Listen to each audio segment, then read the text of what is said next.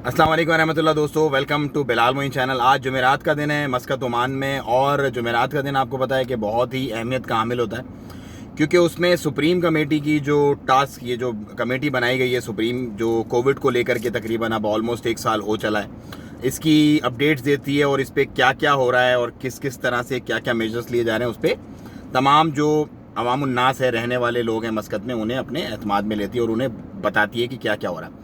बहुत ज़्यादा पॉइंट्स हैं, लेकिन मैं आप लोगों के काम के जो हैं मोटे और मुख्तसर, जो आपको डे टू डे रूटीन में काम आएंगे, वो मैं कुछ बता देता हूँ। देखिए, सुप्रीम कमेटी ने कहा है कि जो अभी सिचुएशन चल रही है, हेल्थ मिनिस्टर ने कहा है, वो वरिंग है। मतलब उस पर ऑफकोर्स लोगों को थोड़ा सा मतलब सोचना चाहिए कि स्प्रेड जो बढ़ रहा है, इससे क्या इसके जो है वो आउटकम्स आ सकते हैं।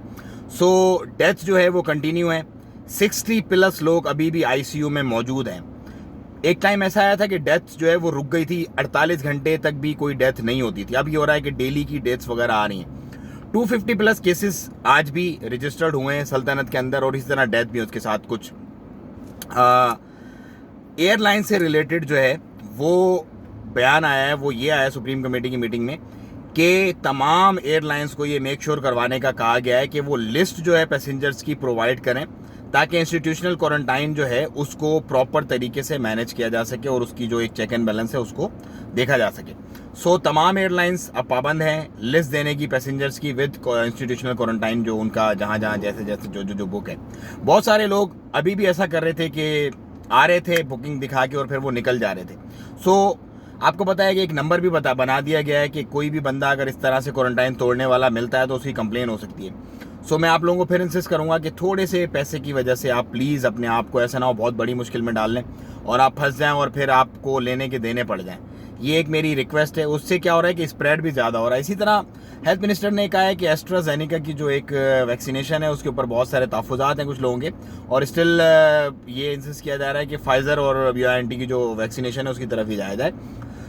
मेक श्योर करें कि ऑफकोर्स सल्तनत के जो भी बेहतरीन मफाद में होता है उसी पे ही डिसीजन लिया जाता है। इसी तरह कह रहे हैं कि 2 लाख डोजेज जो हैं जॉनसन एंड जॉनसन की वैक्सीनेशन के रिजर्व कर लिए गए हैं सल्तनत ऑफ ओमान के लिए, जो कि आने वाले दिनों में मिलेगा। फेजेस ऑफकोर्स लोगों को वैक्सीनेशन लगना स्टार्ट हो गई है ऑलरेडी, जो मेडिकल स्टाफ है और जो ओल्ड एज जो मतलब एक बनाया हुआ है मामला जिस हिसाब से लगने उसी तरह से। अच्छा, एक और मजे की बात ये भी बताया गया है आज की प्रेस कॉन्फ्रेंस में कि भले आपको डोजेस लग गए हों ऑलरेडी वैक्सीनेशन के, बहुत सारे लोग ऐसे हैं जिनको वैक्सीनेशन हो गई, उनको कार्ड्स वगैरह भी इशू हो गए, उनको भी क्वारंटाइन करना पड़ेगा। इंस्टीट्यूशनल क्वारंटाइन लाजमी आपको करना है भले ही आपको वैक्सीनेशन हो गई, क्योंकि बहुत सारे जो मालिक हैं जैसे USA है, UK है, कनाडा वगैरह, इस तरह ओमान में भी पहले जो 30 ममालिक थे जिनको वैक्सीनेशन हुई उनमें ओमान भी अल्हम्दुलिल्लाह शामिल है। लेकिन आपको अगर वैक्सीनेशन भी हुई है फिर भी आपका इंस्टीट्यूशनल क्वारंटाइन बनता है लाजमी।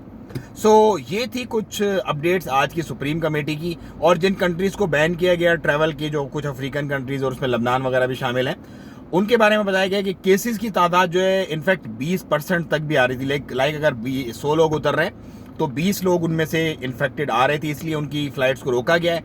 बीचेस और पार्क को बंद करना बेहतर है कारोबार को बंद करने से, वो ज़्यादा इकोनॉमिकल है। इसीलिए बीचेस और पार्क को जो है वो गैर मुय्यना मुद्दत के लिए अंटिल फर्दर नोटिस बंद करने का इंदिया दिया गया इसमें। ये थी आज की कुछ अपडेट। मैं लेता हूँ आपसे इजाज़त। दुआ